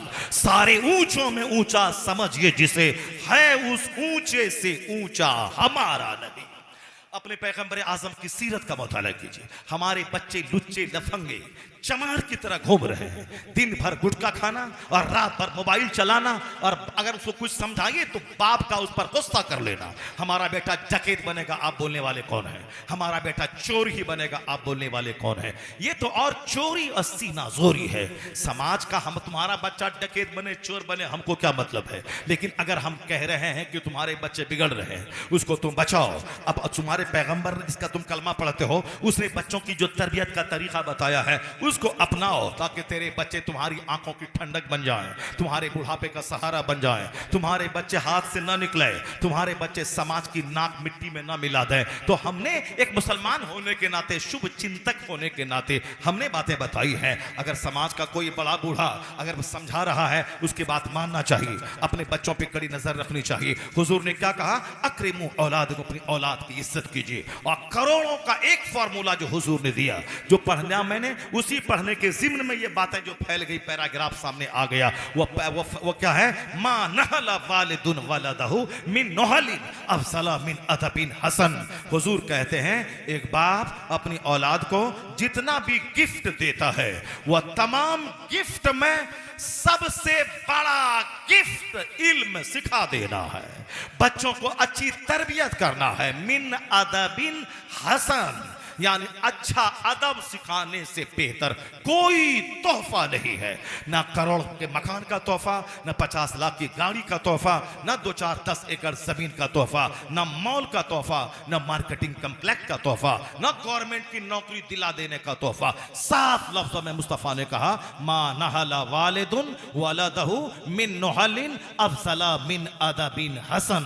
एक बाप अपनी औलाद को जितना भी गिफ्ट देता है, कोई गिफ्ट अच्छा अदब सिखाने से बेहतर कोई गिफ्ट नहीं है। तो नमाज पढ़ाने में पैसा नहीं लगता है, जमीन खरीदने में पैसा लगता है। इसलिए अपने बच्चों को आका अलैहिस्सलाम की मोहब्बत उसके सीने में डालिए, आका अलैहिस्सलाम की सीरत बताइए। अब जरा बात वहां से चली थी, आका अलैहिस्सलाम की पैदाइश जो लाजवाब थी, सरकारे दो जहां रास्ते चल रहे हैं, बस उसी चैप्टर को मैं खोलो और जरा सा रामगिरी की मैं खबर लो।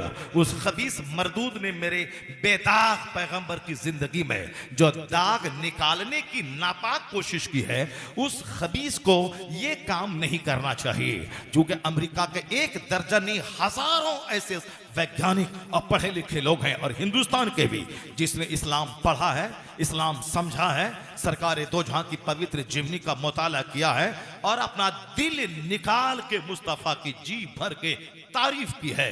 ऐसे बड़े बड़े लोग, ये कम पढ़े लिखे लोग, 2-4 टीका लगा के 2 टका भीख मांग के खाने वाला, ये क्या जाने मुस्तफा क्या है। अपने लोगों को उल्लू बनाने वाला, ये क्या जाने मुस्तफा क्या है। ये क्या जाने मुस्तफा क्या है। मुस्तफा क्या है, डॉक्टर माइकल हार्ट से पूछिए, डॉक्टर लामार्टिन से पूछिए, डॉक्टर रामकृष्ण राव से पूछिए, गांधी जी से पूछिए, अंबेडकर जी से पूछिए, गुरु नानक जी से पूछिए, हिंदुस्तान के बेशुमार हिंदू राइटर से पूछिए, उसने अपना दिल खोल के क्या रख दिया है। मैं बताऊंगा, जरा पहले ये मजमून मेरा मुकम्मल हो जाए, उसके बाद मैं बताऊंगा कि हिंदुस्तान का एक बरहमान एक हिंदू वो क्या बोलता। वो कहता, all these magnificent roles in these departments of human activities he is like a hero. ये खबीस मरदूद जैसे 1 लाख आदमी को वो मैसूर यूनिवर्सिटी का प्रोफेसर पढ़ाएगा लिखाएगा, वो पढ़ा लिखा आदमी है, हाईली क्वालिफाइड है। ये जाहिल डिग्रेड, ये सरकार किस शान में गुस्ताखी करता है। वो डॉक्टर रामकृष्ण भी हिंदू है, वो क्या लिखता है। वो किताब उसकी भी आज प्रेस से छप के बाहर आई है और बिल्कुल हर बड़े बुक स्टॉल पे वो किताब मौजूद है। वो किताब है Muhammad the prophet of Islam. उस किताब का एक पैराग्राफ पढ़िए, वो क्या लिखा है। वो लिखता है कि इस्लाम के पैगंबर ने जो हमारे जीवन के हर क्षेत्र में, इंसानी जीवन के हर क्षेत्र में जो उन्होंने मार्गदर्शन किया है, रास्ता दिखाया है, जीने का तरीका बताया है, जो हमारा गाइडेंस किया है, जो उन्होंने रूल्स एंड रेगुलेशन से दिए हैं, वो कहते हैं उसको देखकर ये कहा जा सकता है इस पृथ्वी का लाजवाब इंसान कोई है तो मोहम्मद अरबी की जाते के नाम है। वहां लाजवाब इंसान, उन्होंने अपनी जबान में हीरो कहा है। All these magnificent roles in these departments of human activities he is like a hero. अपनी जबान में उसने कहा है कि इस रुए जमीन का हीरो यानी बेमिसाल इंसान, अबकरी शख्सियत अगर कोई है तो मोहम्मद अरबी की जाते गिरामी है। वो भी तो गैर मुस्लिम है, वो तो किताब ही लिख दिया है। अब पूरी किताब पढ़ने से ताल्लुक रखती है। मैंने तो पूरी किताब पूरा वर्ड टू वर्ड तो नहीं पढ़ा है, अलबत्ता कहीं कहीं से मैंने उसका पैराग्राफ पढ़ा है और उसको मैं पढ़ पढ़ के लोगों को सुनाता हूं। देखिए, ये भी एक हिंदू है और ये भी एक हिंदू है जो हिंदुस्तान के 25 नहीं 40 लाख मुसलमानों का सीना घायल करके 2 रोटी कमा के खाना चाहता है। भले ही दुनिया में तुझको जेल ना हो, तुम बिल्कुल रसाड़ की तरह घूमते रहो और हम हक बोले हम जेल चले जाएं और तुम सांड की तरह घूमो। अलबत्ता हमारा मजहब जो सिखाता है वो यही सिखाता है कि यह दुनिया क्षण भर की है, इसके बाद जो आलमे आखिरत कायम होगा वहां पता चल जाएगा कि तुम्हारा कद क्या होगा, तुम्हारी हालत क्या होगी और फिर बहुत देर या सवेर तुम भी उस अंजाम को पहुंचोगे। क्योंकि जब फिरौन न रहा, नमरूद न रहा, हामान न रहा, शद्दाद न रहा, अबू जहल न रहे, यजीद न रहा, कोई जब चंगेज खान नहीं रहा तो आज का कोई नमरूद भी नहीं रहेगा, आज का फिरौन भी नहीं रहेगा, आज का हामान भी नहीं रहेगा, आज का यजीद भी नहीं रहेगा। मेरा खुदा वही है जो कल के नमरूद को मच्छर से तबाह बर्बाद किया, वो आज के नमरूद को भी मारेगा।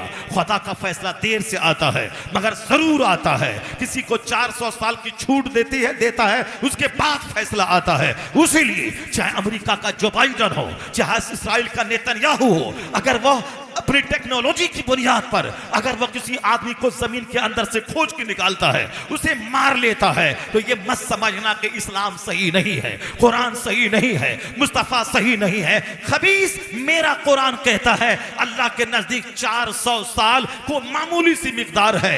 400 साल की छूट के बाद अल्लाह जब पकड़ता है, पानी में तड़पा तड़पा के फिरौन को डुबा के मार डालता है, तो मेरा खुदा वही है जो कल के फिरौन को भी नहीं छोड़ा, वो आज के फिरौन को भी नहीं छोड़ेगा। इसी मुरादाबाद की सरजमीन पर हमारा एक शेर फांसी के पंदे को चूमते हुए कहा था, ए मुसलमान मत घबराना, ना इनका तख्त रहेगा, ना इनका ताज रहेगा, ना इनकी सल्तनत रहेगी, ना इनकी हुकूमत रहेगी, कोई गुल बाकी रहेगा, न चमन रह जाएगा, पर रसूलुल्लाह का दीने हसन रह जाएगा।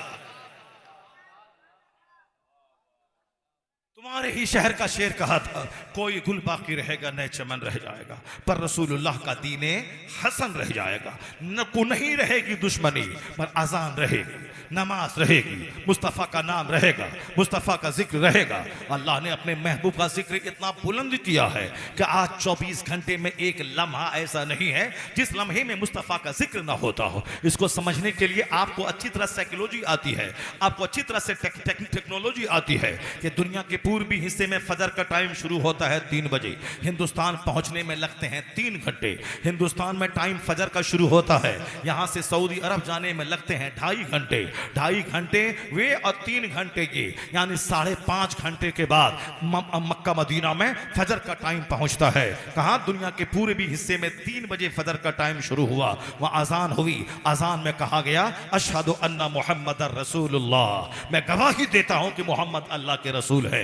वहां अजान होती रही, आगे टाइम बढ़ता रहा, यहां तक कि पूरे इंडोनेशिया के तमाम जजीरों में, तमाम आइलैंड में 1.5 घंटे तक अजान होती रही। उसके बाद वो आज फजर का टाइम हिंदुस्तान में प्रवेश किया। हिंदुस्तान के पूर्वी हिस्से बांग्लादेश के ढाका और हिंदुस्तान के पूर्वी हिस्से कलकत्ता में वहां का मौसिन पुकारता अल्लाह अकबर। कलकत्ता में टाइम शुरू हुआ, 70 मिनट के बाद बंबई में टाइम होगा फजर का। अब ये 70 मिनट तक कलकत्ता से लेके बंबई के बीच में अजान होती रही, अजान होती रही। यहां 5:10, वहां 5:12, वहां 5:13। इसी तरह से हर 1 मिनट के बाद अजान पूरे हिंदुस्तान में गूंजती रही। अब हिंदुस्तान में टाइम खत्म हुआ, अब ईरान का और पाकिस्तान का मौजिन अजान देना शुरू किया। वहां का टाइम खत्म हुआ, ईरान का मौजिन बोला। ईरान का टाइम खत्म हुआ, सऊदी अरब का मौजिन फजर पुकारने लगा। फिर उसके बाद सऊदी अरब का मौजिन खामोश रहा, अफ्रीका का मौजिन पुकारा। यहां तक के 8 से लेकर 9 घंटे लग गए। अजान फजर की आगे आगे जा रही है। फिर ज़ोहर का टाइम इंडोनेशिया में शुरू हो गया, आगे आगे फजर का टाइम जा रहा है और अजान जा रही है। पीछे पीछे ज़ोहर की अजान आ रही है। हर 3 घंटे के बाद फिर असर की अजान आ रही है। फिर 2 घंटे के बाद मगरिब की अजान जा रही है। फिर 2 घंटे के बाद इशा की अजान जा रही है। आगे आगे फजर की अजान चली। अशहदु अल्ला इलाहा इल्लल्लाह अशहदु अन्ना मुहम्मदर रसूलुल्लाह, I give witness there is no god but Allah, Mohammed is the messenger of Allah. Mustafa की रसालत का नगमा सारी दुनिया में गूंजता रहा। उधर इशा की अजान हुई खत्म, इधर फिर पूरा में फजर की अजान शुरू हो जाती है। इस तरह 24 घंटे अल्लाह ने वो सिस्टम बनाया है कि एक लम्हा ना अल्लाह का सदाए तकबीर से दुनिया खाली होगी, ना सदाए रसालत से दुनिया खाली रहेगी। अल्लाह की तकबीर का नारा भी गूंजता रहेगा, मुस्तफा की रसालत का नगमा भी दुनिया में गूंजता रहेगा। वरफाना लका जिक्रक, हबीब हमने आपके लिए आपके जिक्र को बुलंद कर दिया है। इस्लाम का तो चर्चा रहेगा, अलबत्ता कोई घमंडी नहीं रहेगा, कोई अहंकारी नहीं रहेगा, कोई मगरूर नहीं रहेगा, कोई इस्लाम का दुश्मन नहीं रहेगा। सारे लोग डिंग मारते मारते दुनिया से चले जाएंगे। अजान रहेगी, नमाज रहेगी। अगर कोई जालिम अजान को बंद भी कर देगा, मगर फरिश्तों को क्या करेगा? फरिश्ते तो अजान देंगे। यजीद जैसा जालिम और जाबिर, उसकी फौज मदीने पाक में मस्जिद नबी में 3 दिन तक अजान बंद रही। हजरत सईद इब्न मुसय्यब रज़ियल्लाहु ताला ताला अन्हु बयान करते हैं, मैं मजनू बनकर मस्जिद नबवी में ठहरा रहा। मैंने पूरे 3 दिन तक देखा कि जब यजीद की फौजें मस्जिद नबवी में उसके घोड़े बंधे हुए थे, लीद गोबर डाल रहे थे, मदीने पाक की पाकबाज खवातीन अपनी फौज को उसने हलाल कर रखा था, यहाँ तक कि 10,000 सहाबा के खून से मदीने की जमीन को रंग दिया गया था। अजान बंद थी, मगर सईद इब्ने मुसय्यब कहते हैं मैं 5 टाइम मुस्तफा की मस्जिद से की कब्र अनवर से अजान की आवाज सुनता था और नमाज़े बाद जमात की तकबीर की आवाज सुनता था। सरकारे दो जहां की कब्र अनवर से अजान की आवाज आती थी और नमाज पढ़ाने की आवाज आती थी। मैं आज भी हिंदुस्तान में अक्सर जगहों पे जहां जुल्म होता है, मुसलमान कमजोर होते हैं, उस पर हमले बढ़ते हैं, अक्सर व बेशतर गैर मुस्लिमों को कहते हुए सुना गया कि इतने लोग तब पगड़ी वाले, सफेद कपड़े वाले, हाथ में तलवार वाले, घोड़े वाले तुमने कहां से मंगवा लिए थे, कहां से आए थे। मुसलमानों पे जब जुल्म बढ़ता है, मुसलमान जब बेबस हो जाता है, इनकी तदबीरें सारी नाकाम हो जाती है, तब अल्लाह तबारक व तआला फरिश्तों के जरिए मुस्तफा के गुलामों की मदद करता है। वह फरिश्ते होते हैं जो घोड़े पर सफेद कपड़ा पहने हुए, अमामा बांधे हुए, हाथों में तलवार लिए हुए इन गरीब कलमा पढ़ने वालों की मदद के लिए आसमान से जमीन पे आ जाते हैं। तेरा मददगार अल्लाह है, तेरे मददगार रसूलुल्लाह है, तेरे मददगार अल्लाह के फरिश्ते हैं, तेरे मददगार अल्लाह के नबियों, अल्लाह के वलियों की रूहें हैं जो तुम्हारे ऊपर रहती। हाँ, अलबत्ता जब मुसलमानों में बदअमली फैल जाए, मुसलमानों में अहंकार आ जाए, मुसलमानों में जुल्म फैल जाए, मुसलमानों में बदअमली आ जाए, मुसलमान मस्जिदों और खानकाहों को अजमत को पामाल करने लगे, तब अल्लाह की रहमतें नाराज होती हैं, रूठ जाती है। अल्लाह के फरिश्ते आबादी को खाली कर देते हैं, उस आबादी पे शैतान मुसल्लत हो जाता है। जैसे आप सबों को इस्लामी तारीख मालूम है, बगदाद मोहल्ला में जब मुसलमान शराब पीने लगे, अल्लाह ने नेमत दी थी, अल्लाह ने बगदाद उनके कब्जे में दिया था, आधी दुनिया पे मुसलमानों का कब्जा था, मगर मुसलमानों के सीने में दौलतों की हवस आ गई। मुसलमान इक़्तिदार कुर्सी पर का मुकाबला शुरू किया,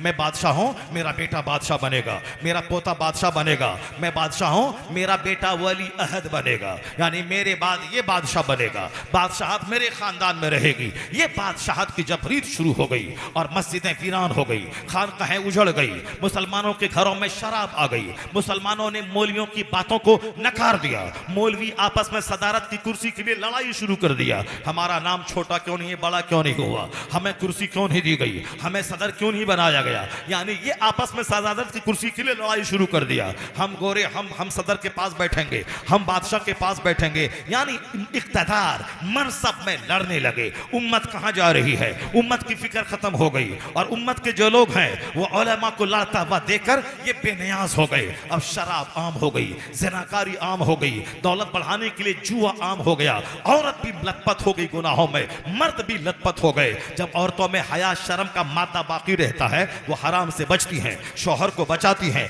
लेकिन जब खुद औरत सूद खाने लगे, सूद में लीन हो जाए और मर्दों को सूद का शौक दिलाने लगे, जबकि वह जानती है कि हदीस पाक का मफहूम है सूद खाने के 70 गुना होते हैं, उसका अदना रैंक यह है कि एक मर्द अपनी मां से जिना करे, अयन कहा रजोलो उम्मा, हदीस का लफ्ज आया है, यानी सूद खाने के गुनाह के 70 दर्जे हैं, छोटा, लोवेस्ट, लोअर, उसके ऊपर, अपर मोस्ट, इस तरह 70 फोल्ड 70 गुना उसके, इसकी ये सजा, उसकी वो सजा, उसकी वो सजा, 70 गुना सजा दर्जा, 70 दर्जे हैं उसके गुना, उसकी सजाओं के, उसमें अदना सजा, सबसे लोवेस्ट पनिशमेंट जो है वो है अयन कहर रजोलो उम्मा, सबसे लोवेस्ट पनिशमेंट यह है कि एक मर्द अपनी मां से जिना करे, ये उसका खतरनाक जुर्म है। जो सूद के गुनाह का अदना दर्जा यह है कि मर्द अपनी मां से जिना करे। सिर्फ मकान बनाने, वाल पुट्टी करने, फर्नीचर बनाने, सामने वाला प्लॉट खरीदने और शानदार माल घर में जमा करने और दुकान देने के शौक में, चाहे जैसी भी हो पैसा चाहिए, चाहे सूद खा के हो, चाहे अपनी बेटी और अपनी बीवी का कोठे पे भेज के हो, जब आदमी बेहया बेशर्म हो जाता है तब अपनी अपनी बीवी को रात में कोठे पे भेजता है, वहां से पैसा कमा के लाती है और ये भड़वा बन के खाता है। इस्लाम के पैगंबर ने क्या कहा? मरी हुई बकरी से ज्यादा जलील है ये दुनिया अल्लाह के नजदीक। वह दूसरे लोग जो चाहें सो खाएं, पखाना खाएं, गुड़ खाएं, शराब पिए, पेशाब पिए, पखाना खाएं, जो खाएं वो खाएं, मगर मुसलमान नहीं खाएगा। मुसलमान जानता है कि मेरा खुदा पाक है, मेरे रसूल पाक है, मेरा कुरान पाक है, मेरी जबान पाक रहे, इस जबान में सूद न जाए, इस जबान में शराब न जाए, इस जबान में माले हराम न जाए। माले हराम से कोई 50 उम्रा कर ले, 100 हज कर ले, एक हज कबूल नहीं होगा। हदीस में आया है कि उसका हज उसके चेहरे पे मार दिया जाएगा और कोई दुआ कबूल नहीं होगी। हदीस में आया है दुआ की कबूलियत के लिए हलाल के साथ शर्त है, और हराम खा के कोई काबा में दुआ करे उसकी दुआ रद्द हो जाएगी। और हलाल खाकर कोई मोहल्ले की मस्जिद में दुआ करे, नहीं हज फर्ज था, हज को नहीं गया, हलाल खाकर मोहल्ले की मस्जिद में जो दुआ करेगा वो दुआ अल्लाह कबूल फरमा लेगा। हराम से काबा में दुआ करे वह दुआ रद्द हो जाएगी। हलाल खा के मोहल्ले की मस्जिद में दुआ करे वो दुआ कबूल होगी। सारा डर खत्म हो गया, सारा डर खत्म हो गया, सारा खौफ मिट गया। सिर्फ माल चाहिए। जैसे काफिरों को आखिरत का कोई डर नहीं है, वही हाल मजमुई तौर पर मुसलमानों का आज है। यही हाल आज से 700 साल पहले बगदाद मोहल्ला का था। बगदाद मोहल्ला में इसी तरह का हाल मुसलमानों का सबका हो चुका था। एक मजसूब बुजुर्ग थे, वो कहते थे गली में घूमते हुए, ऐ लोगों, मैं देखता हूं कि तेरी गलियां लाशों से भरी हुई हैं, मैं देखता हूं कि तेरे बगदाद की गलियां खून से पिटी हुई है, तेरी निगाहों के सामने तेरे बच्चों को ज़बह किया जाएगा, कोई बचाने वाला ना होगा। पहले शुरू में लोग कहते थे मजनू है और पागल है, या इस तरह की बातें बोल रहा है। लोग कहते थे पागल है, पागल समझ के छोड़ दिया था। लेकिन उसके बाद फिर जब उन्होंने बोलना बंद नहीं किया, वह बोलते रहे, वह बोलते रहे, वह बोलते रहे, फिर क्या हुआ? लोगों ने यह कहा कि इसको गाली दो, इसको समझ से बाहर निकालो। यहां तक कि क्या हुआ भाई? अगर ज्यादा टाइम हो गया तो बोलिए, बंद कर देते हैं। क्या बोलो, टाइम ज्यादा हो गया है? चलो बस आखिरी नुक्ता मैं बयान कर रहा हूँ, वरना बात इतनी हमारी फैल चुकी है कि साहब वो 3-4 बज जाएंगे। मैं उसको समेट लेता हूँ, चूंकि जो जरूरी बात है वो सुनो। किस्सा कहानी तो सुनते रहते हो, जरूरी बात है सुनो गौर से। इसी चैप्टर को मैं बोलता हूँ, उसके बाद बंद कर देता हूँ। हमको तो लगता है कि 1 घंटा हुआ है, लेकिन कैसे 2 घंटा हो जाता है, कैसे 2.5 घंटे हो जाते हैं, कुछ भी पता नहीं चलता है। बात से बात पैदा होती है और वक्त ज्यादा हो जाता है, और फिर आप भी गौर से सुनने लगते हो। आपको भी चिट्ठी भेजना चाहिए कि भी मौलाना साहब बहुत तकरीर हो गई, हम लोग थक गए, अब आप बात बंद कर दो। हम बंद कर देंगे ना, चिट्ठी भेजते हो ना कुछ बोलते हो। बस आखिरी बात सुनो गौर से। जब वह मजसूब बुजुर्ग, गौर से सुनो मेरी बात, जब मजसूब बुजुर्ग बगदाद में कहते रहे लोगों से, ऐ लोगों तौबा करो, छोड़ दो ये मस्तियां, छोड़ दो शराब, लोगों ने नहीं छोड़ा। लोगों ने समझाने वाले को बुरा कहा, उनको पहले सोचा पागल है पागल है, फिर उसके बाद जब वो मजूब बंद नहीं किया तो लोगों ने गाली देना शुरू किया। और जब नहीं रहा गया, मजूब चाहते थे कि लोग तौबा कर लें, वो अजाब आने वाला है, आसमान से उतरने वाला है, अब साहब समझा लाशें सड़ने वाली है बगदाद की गलियों में, मगर लोगों ने ध्यान नहीं दिया। यहां तक कि एक दिन बर्दाश्त नहीं हुआ, ये बिला वजह बकबक करता है, नींद खराब करता है, इसको भूलना आता है, कहां है अजाब, कहां है खून, कहां है लाशें, ये पागल है, इसको मारो भगाओ। यहां तक कि एक दिन बच्चों के जरिए इतनी मार मारा, बगदाद के वह मजजूब बुजुर्ग इंतकाल कर गए। क्या उनका कसूर क्या था? वो लोगों को अल्लाह के अजाब से डरा रहे थे।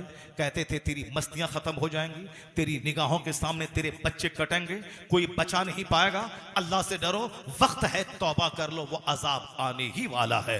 मगर लोगों ने पहले पागल समझ के छोड़ दिया, बाद में जब वो नहीं रुके तो इतना मारा कि मजजूब बुजुर्ग मर गए। उनका इधर मरना था, उधर तातारी काफिरों ने बगदाद पे चढ़ाई की, ऐसी चढ़ाई की कि पूरे बगदाद को उजाड़ के रख दिया। सारी मस्जिदें तोड़ दी, सारी खानकाहों को तोड़ दिया, मुसलमानों को इतनी दहशत फैला के काटा कि 70,000 मुसलमानों की खोपड़ी की मीनार बना के उस पर बैठ के तातारी काफिरों ने शराब पिया, सारी किताबों को निकाल के दरिया दजला में फेंक दिया। दरिया का पानी काला हो गया, किताबों की हरूफ की सियाही की वजह से पानी काला हो गया। खून से बगदाद की गलियां भर गई, लाशों से बगदाद की गलियां पीट गई।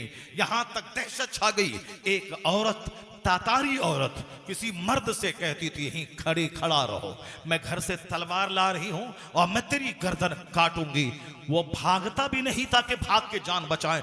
इतनी दहशत तारी थी कि वो औरत घर जाती, तलवार लाती, उस मुसलमान की गर्दन काट देती। इस तरीके से बगदाद उजड़ गया, वीरान हो गया, तमाम लाशें सड़ने लगी। जो लोग बचे थे तहखाने में, वह लोग उसी तहखाने में अल्लाह अल्लाह करते रहे, तौबा करते रहे। जब बगदाद के काफिरों ने कहा कि आज के बाद से अब इस्लाम बगदाद में नहीं फैलेगा फूलेगा, मैंने मार दिया मुसलमानों को, मैंने तोड़ दी सारी मस्जिदें। अल्लाह का सारा काम हिकमतों से भरा होता है। अल्लाह ताला मुसलमानों की बदअमली की सजा दे दी, इन्हें तबाह कर दिया, इनको बर्बाद कर दिया, इनके सारे बच्चे ज़बह हो गए। अगर हालत ईमान में जो तबाह बर्बाद होंगे, क़यामत के दिन उसी हालत में उठेंगे। फिर सजा के बाद अगर वो ईमान का दम मरा है तब तो जन्नत के मुस्तहिक होंगे। उस खून में अच्छे लोग भी पीसेंगे, और पीसते हैं जब अजाब आम आता है, अच्छे लोग भी उसी अजाब में शामिल होते हैं। लेकिन क़यामत के दिन अपने अमाल और अपने अकीदे के हिसाब से उठाए जाएंगे। मुसलमानों को बदअमली की सजा अल्लाह ने दे दी। खून में उनकी बस्तियां नहा गई, उनके सारे बच्चे जिनके सामने हंसता था, कह कहा मारता था, सारे बच्चों के सामने घर में साहब वो राग का माहौल था, डफली बजती थी, तबला बजता था, कह कहा कॉमेडी, हंसी मजाक का माहौल था। कौन गरीबी, कैसी गरीबी, कैसा डर, वो तो पागल मजदूब बोल रहा था। अल्लाह ने सजा दी, सारे मुसलमानों को अल्लाह ने तबाह बर्बाद कर दिया। बगदाद उजड़ गया। अब मुसलमानों को सजा हो गई। लेकिन जब वह तातारी काफिर बोलने लगा कि अब इस्लाम का सूरज यहां तुलू नहीं होगा, अब हुकूमत मेरी रहेगी, मैंने मुसलमानों की खोपड़ी पे बैठ के शराब पी लिया, अब कोई ना कलमा पढ़ेगा, ना कोई अजान रहेगी, ना कोई तिलावत करने वाला रहेगा, सिर्फ मैं रहूंगा, मेरा मजहब रहेगा, कोई इस्लाम पालने वाला नहीं रहेगा। जब काफिरों ने बोला अल्लाह तबारक व तआला ही की दुनिया है, सारा काम अल्लाह का हिकमतों से भरा है, अल्लाह ताला छूट देता है, वही पकड़ता है, वही अल्लाह दूसरों विनाश करता है, वही काफिरों को ईमान लाने की तौफीक देता है। जब तातारी बोला अब कोई इस्लाम नहीं, अल्लाह तबारक व तआला उन्हीं काफिरों के पहलवानों को इस्लाम लाने की तौफीक दी। गौसे आजम का एक शहजादा नहीफ लाकर दुर्वेश, उससे मुकाबला किया, उसके पहलवान से एक तमाचा मारा। तातारी जो ताकत में विश्वास रखता था, उसकी खोपड़ी एक तमाचे से दूर जाके गिरी। उस ताकत को देखकर, रूहानी ताकत को देखकर तातारी पहलवान कलमा पढ़ के उसके कदमों पे गिर के मुसलमान हुआ। उसकी सारी फौज कलमा पढ़ के मुसलमान हो गई। फिर धीरे धीरे इस्लाम का वो काम हुआ कि पहले से ज्यादा बगदाद बारौनक शहर बन गया, ताकि दुनिया जान ले मुसलमान जब बदअमल होता है उसको काफिरों के जरिए सजा दी जाती है। और जब काफिर कहता है कि अब इस्लाम नहीं आएगा, उन्हीं काफिरों को कलमा पढ़वा के मुस्तफा का गुलाम बना दिया जाता है। इसलिए एक कौम मुस्लिम, तुम्हें दुनिया की फिक्र करने की जरूरत नहीं है। नमाज, रोजा, हज, ज़कात, अपनी मस्जिद, अपनी खानका, अपने औलवा, उसकी बात करो, अपने बाल बच्चों की तरबियत करो, अपनी आखिरत की फिक्र करो। बाकी ये बात छोड़ दो कि कौन क्या बोल रहा है, क्या इस्लाम का होगा। 4 लोगों ने कलमा पढ़ा था, लोगों ने बोला इस्लाम मिटा देंगे, 4000 लोगों ने कलमा पढ़ लिया। फिर लोगों ने कहा इस्लाम मिटा देंगे, 4 लाख लोगों ने कलमा पढ़ लिया। फिर बोला इस्लाम मिटा देंगे, 4 करोड़ लोगों ने कलमा पढ़ लिया। फिर बोला इस्लाम मिटा देंगे, और आज 200 करोड़ लोग हैं जिसके नाम के साथ लफ्ज़ मोहम्मद जुड़ा हुआ है। मोहम्मद अहमद, मोहम्मद समर, मोहम्मद कमर, यानी ये 200 करोड़ मोहम्मदी फौज आज दुनिया में मौजूद है। यह इस बात की दलील है कि है नूरे खुदा, कुफ्र की हरकत पे खंदाजन, फूकों से यह चिराग बुझाया ना जाएगा, दुश्मनी बढ़ती जाएगी, मुस्तफा के गुलामों की तादाद में इजाफा होता चला जाएगा, मुस्तफा के गुलामों की तादाद में इजाफा होता चला जाएगा। अल्लाह तबारक व तआला हमको और आपको सबों को अपने नबी से सच्ची मोहब्बत की तौफीक अता फरमाए। जरा जोर से बोलो आमीन। मैं हारा नहीं हूं, तुम हार गए हो। तुम हार गए हो कि ना, तुम हार गए ना। अल्लाह तबारक व तआला हम सबों को खूब वाज सुनने और वाज पे अमल की तौफीक अता फरमाए। बहुत सारा टॉपिक अभी रह